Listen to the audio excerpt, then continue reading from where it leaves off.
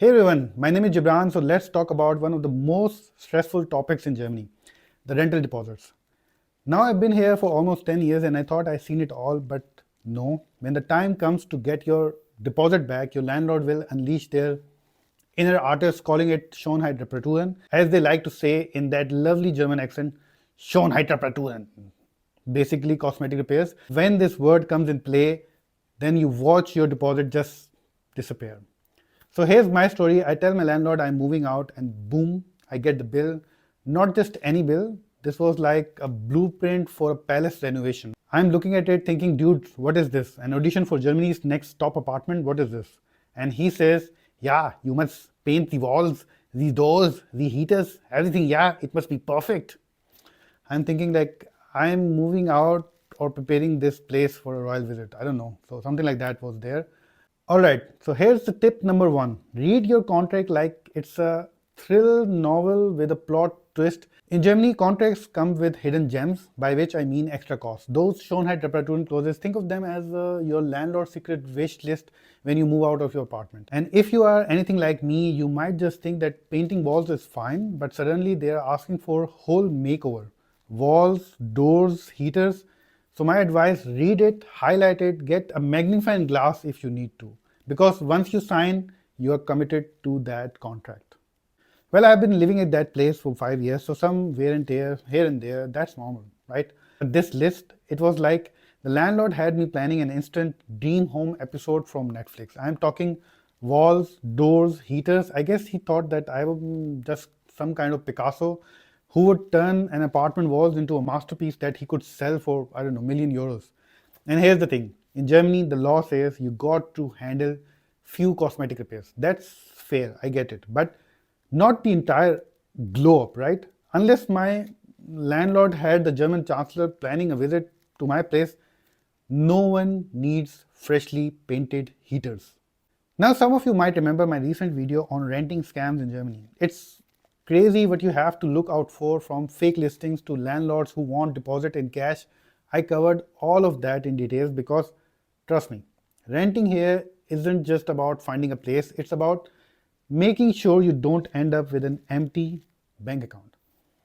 That is actually why I started my website, Live in Germany. It's packed with 120 plus articles on ins and outs of expat life here in Germany. And if you ever feel stuck, you can ask my chatbot Liga. She's still in beta version, but she's learning fast and can help you navigate everything from apartment hunting to dealing with paperwork in Germany. So coming back, so here's some crucial info on timelines straight from the German rulebook, because yes, Schönheitsreparaturen have specific timelines. So if you're staying in your apartment for longer than these years, here's what you need to know. For example, every 3 years, you have to renovate your kitchen, bathroom, or shower. These are the highly used areas in your home. Every 5 years, living room, dining areas, hallways, places you often use, but not quite as much. Every 7 years, all the other spaces like storage rooms or laundry rooms, these are the things that you need to renovate when you move out after 7 years, 5 years, or 3 years. If they're asking for complete cosmetic repairs outside these timelines, it's on them, not you. So next time you move out, just know you're not legally required to become an interior designer. You know, the hardest thing to catch in Germany isn't a train on time, because DB is always late. It's your deposit. Here are some practical tips to keep your deposit safe. Document everything at move-in. When you move in, treat it like a full-on crime scene investigation. Take photos on every dent, every crack, and every questionable stain. Leave no corner. The Übergabe protocol, which is known as handover document, German landlords or Germans in general love paperwork, so use it to your advantage. Make sure every single detail is documented in the Übergabe protocol. Trust me, I have heard horror stories, like a friend of mine who didn't have nail holes noted down in the Übergabe protocol. The landlord later claimed they were new, boom, deposit gone. But he had photos, so he sued his landlord and ended up winning his case and got most of his deposit back. Let's hit some do's and don'ts, because trust me, there are few things you definitely want to do and some you don't want to touch with a 10-foot pole as well. Do make everything official and keep it in writing. Verbal agreements, forget about it. German landlords need it in writing, and so do you. They have a saying, wer schreibt, der bleibt, which means whoever writes remains in the world. Don't just do whatever your landlord says. If it's not clearly in the contract, if you are not sure about it, ask question, and if it's not written down, assume it's not your job. Do keep a list of repairs timeline like we discussed. Anything outside these, not your responsibility. Don't forget to consult legal insurance. If you think something is off, it's small cost but can save you from huge issues. Legal insurance in Germany is basically like your mom, always watching out for you.